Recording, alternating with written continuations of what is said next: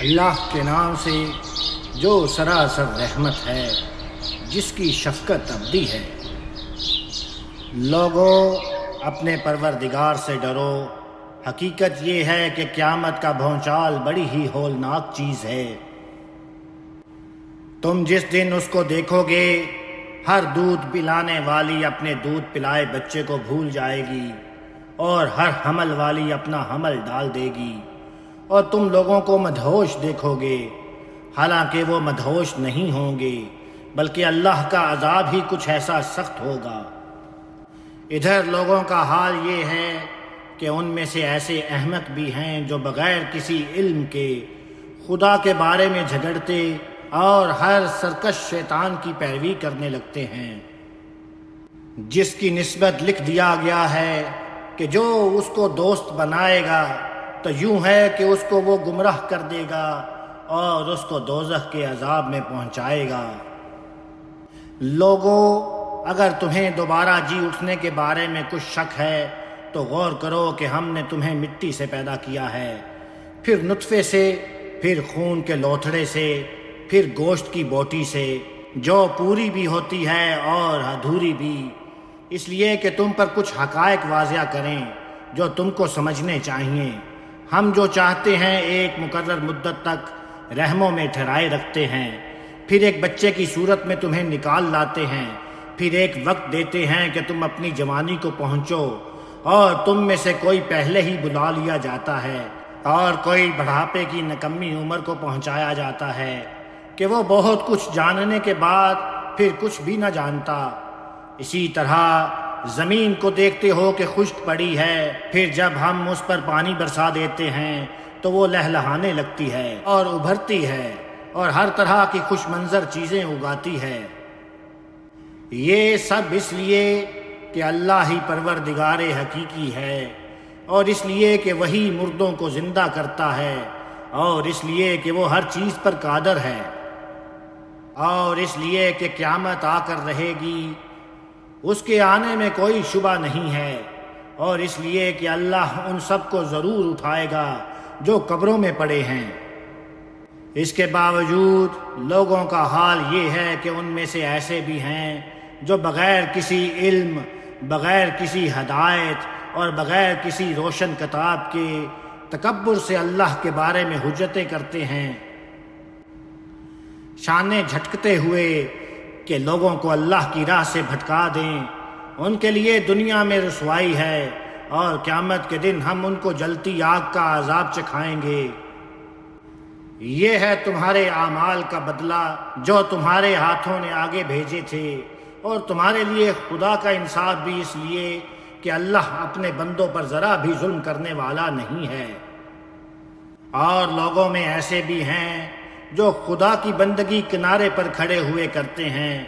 پھر اگر ان کو کوئی فائدہ پہنچا تو خدا پر مطمئن ہو گئے، اور اگر ان کو کوئی آزمائش پیش آ گئی تو اوندھے ہو جاتے ہیں۔ انہوں نے دنیا بھی کھو دی اور آخرت بھی، یہی کھلا ہوا خسارہ ہے۔ یہ خدا کے سوا ان چیزوں کو پکارتے ہیں جو نہ ان کا برا کر سکتی ہیں نہ ان کا بھلا، یہی دور کی گمراہی ہے۔ یہ ان کو پکارتے ہیں وہی جن کا نقصان ان کے نفع سے قریب تر ہے۔ کیا ہی برے ہیں یہ مولا، اور کیا ہی برے ہیں ان کے یہ ساتھی جو انہیں مولا بنائے ہوئے ہیں۔ اس کے برخلاف اللہ ان کو جو پوری سچائی کے ساتھ ایمان لائے اور جنہوں نے نیک عمل کیے، یقیناً ایسے باغوں میں داخل کرے گا جن کے نیچے نہریں بہہ رہی ہوں گی۔ بے شک اللہ کرتا ہے جو چاہتا ہے۔ انہیں بتاؤ کہ جو یہ گمان رکھتا ہے کہ اللہ دنیا اور آخرت میں ہرگز اس کی مدد نہ کرے گا، اس کو چاہیے کہ اپنے تصور میں ذرا ایک رسی اوپر چڑھنے کے لیے آسمان کی طرف تانے، پھر جب منزل کو بہت دور دیکھ کر رنجیدہ ہو تو اس کو کاٹ دے، اور دیکھے کہ آیا اس کی یہ تدبیر اس کے رنج کو دور کرنے والی بنتی ہے۔ ہم نے اس قرآن کو اسی طرح کھلی کھلی دلیلوں کی صورت میں اتارا ہے، مگر جو توفیق سے محروم ہیں وہ کہاں ہدایت پائیں گے کہ اللہ ہی جس کو چاہتا ہے اپنے قانون کے مطابق ہدایت دیتا ہے۔ یہ خدا کے بارے میں حجتیں کرتے ہیں، انہیں بتاؤ کہ جو لوگ ایمان لے آئے ہیں اور جنہوں نے یہودیت اختیار کر رکھی ہے اور سابئی اور نصارہ اور مجوس اور جو شرک اختیار کیے ہوئے ہیں، اللہ قیامت کے دن ان سب کے درمیان ان کے اختلاف کا فیصلہ کر دے گا۔ حقیقت یہ ہے کہ اللہ ہر چیز سے واقف ہے۔ کیا دیکھتے نہیں ہو کہ جو آسمانوں میں ہیں اور جو زمین میں ہیں سب اللہ ہی کے آگے سر بسجود ہیں، اور سورج اور چاند اور تارے اور پہاڑ اور درخت اور چوپائے اور بہت سے لوگ بھی، اور بہت سے وہ بھی ہیں جن پر خدا کا عذاب لازم ہو چکا ہے، اس لیے کہ انہوں نے یہ ذلت قبول کر لی کہ دوسروں کے آگے سر جھکا دیا۔ حقیقت یہ ہے کہ جس کو اللہ ذلیل کر دے اسے پھر کوئی عزت دینے والا نہیں ہے۔ اس میں شبہ نہیں کہ اللہ اپنے قانون کے مطابق جو چاہے کرتا ہے۔ یہ سب دو فریق ہیں جنہوں نے اپنے پروردگار کے بارے میں اختلاف کیا ہے، سو جنہوں نے اس کی توحید کو ماننے سے انکار کر دیا ہے ان کے لیے آگ کے کپڑے تراشے جائیں گے، ان کے سروں کے اوپر سے کھولتا ہوا پانی انڈیلا جائے گا، ان کے پیٹ کے اندر جو کچھ ہے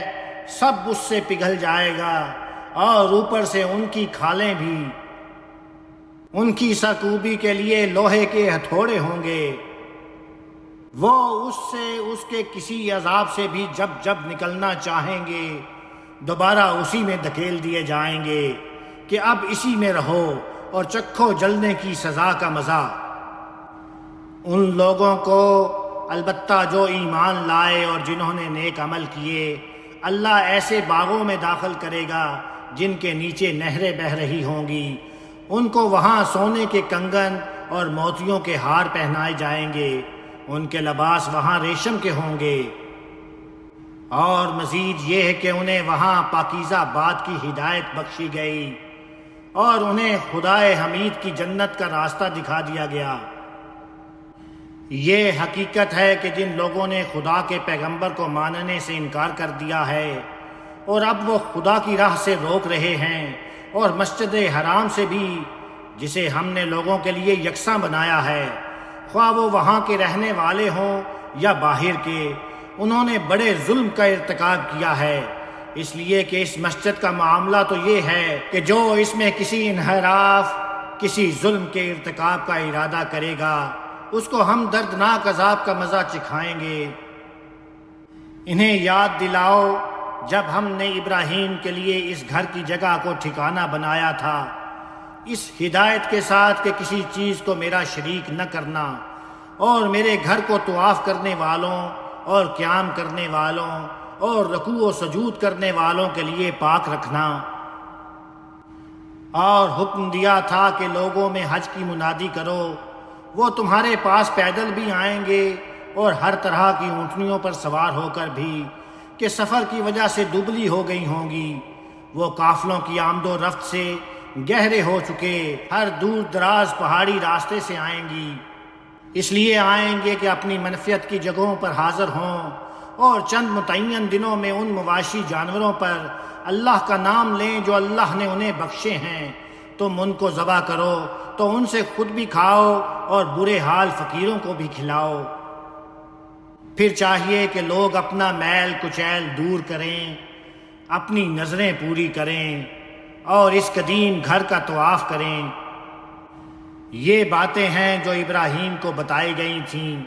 ان کو اچھی طرح سمجھ لو اور یاد رکھو کہ جو اللہ کی قائم کی ہوئی حرمتوں کی تعظیم کرے گا تو اس کے پروردگار کے نزدیک یہ اس کے حق میں بہتر ہے، اور یہ بھی کہ جانوروں کے بارے میں ان مشرکین کے توہمات بالکل بے بنیاد ہیں۔ حقیقت یہ ہے کہ تمہارے لیے چوپائے حلال ٹھہرائے گئے ہیں سوائے ان کے جو تمہیں قرآن میں بتائے جا رہے ہیں، سو بتوں کی گندگی سے بچو اور جھوٹی بات سے بھی جو ان کے حوالے سے کسی چیز کو حلال اور کسی کو حرام ٹھہرا کر اللہ پر باندھتے ہو، اور اس کے شاعر کی تعظیم کرو اللہ کی طرف سے یکسو ہو کر، کسی کو اس کا شریک کر کے نہیں، اور یاد رکھو کہ جو اللہ کے شریک ٹھہراتا ہے تو گویا وہ آسمان سے گر پڑا۔ اب پرندے اس کو اچک لے جائیں گے یا ہوا اس کو کسی دور دراز جگہ پر لے جا کر پھینک دے گی۔ یہ باتیں ہیں، انہیں اچھی طرح سمجھ لو اور یاد رکھو کہ جو اللہ کے مقرر کردہ شعائر کی تعظیم کرے گا تو یہ دلوں کی پرہیزگاری میں داخل ہے۔ یہ حجی کے جانور بھی اللہ کے شعائر میں سے ہیں، لیکن اللہ کا حکم یہ ہے کہ ان میں تمہارے لیے ایک مقرر وقت تک طرح طرح کی منفعتیں ہیں، پھر ان کو قربانی کے لیے خدا کے اسی قدیم گھر کی طرف لے جانا ہے۔ ہم نے ہر امت کے لیے قربانی کی عبادت مشروع کی ہے تاکہ اللہ نے جو مواشی جانور ان کو بخشے ہیں ان پر وہ اللہ کا نام لیں، کسی اور کا نہیں۔ تو تمہارا معبود ایک ہی معبود ہے، تو اپنے آپ کو اسی کے حوالے کرو اور اسی کے آگے جھکے رہو، اور انہیں خوشخبری دو اے پیغمبر جن کے دل اس کے آگے جھکے ہوئے ہیں، جن کا حال یہ ہے کہ جب ان کے سامنے خدا کا ذکر آتا ہے تو ان کے دل کانپ اٹھتے ہیں۔ ان پر جو مصیبت آتی ہے اس پر صبر کرنے والے اور نماز کا اہتمام رکھنے والے ہیں، اور جو کچھ ہم نے ان کو بخشا ہے اس میں سے وہ ہماری راہ میں خرچ کرتے ہیں۔ اونٹ کی قربانی میں بھی تم میں سے کسی کو تردد نہیں ہونا چاہیے، اس لیے کہ قربانی کے اونٹوں کو ہم نے تمہارے لیے شعائر الہی میں شامل کیا ہے، ان میں تمہارے لیے بڑے خیر ہیں، سو ان کو صف بستہ کر کے ان پر بھی اللہ کا نام لو۔ اب قربانی کے بعد وہ اپنے پہلوؤں پر گر پڑیں تو ان میں سے خود بھی کھاؤ اور ان کو بھی کھلاؤ جو محتاج ہیں مگر قناعت کیے بیٹھے ہیں، اور ان کو بھی جو بے قرار ہو کر مانگنے کے لیے آ جائیں۔ ان جانوروں کو ہم نے اسی طرح تمہارے لیے مسخر کر دیا ہے تاکہ تم شکر ادا کرو۔ اللہ کو نہ ان کا گوشت پہنچتا ہے نہ ان کا خون، بلکہ اس کو صرف تمہارا تقوی پہنچتا ہے۔ اسی طرح اللہ نے ان کو تمہارے لیے مسخر کر دیا ہے تاکہ اللہ نے جو ہدایت تمہیں بخشی ہے اس پر تم اللہ کی بڑائی بیان کرو۔ یہی طریقہ ہے ان کا جو خوبی کا رویہ اختیار کریں، اور اے پیغمبر ان لوگوں کو بشارت دو جو خوبی کا رویہ اختیار کرنے والے ہوں۔ استغفر اللہ ربی واتوب علیہ، استغفر اللہ ربی واتوب علیہ، استغفر اللہ ربی واتوب علیہ۔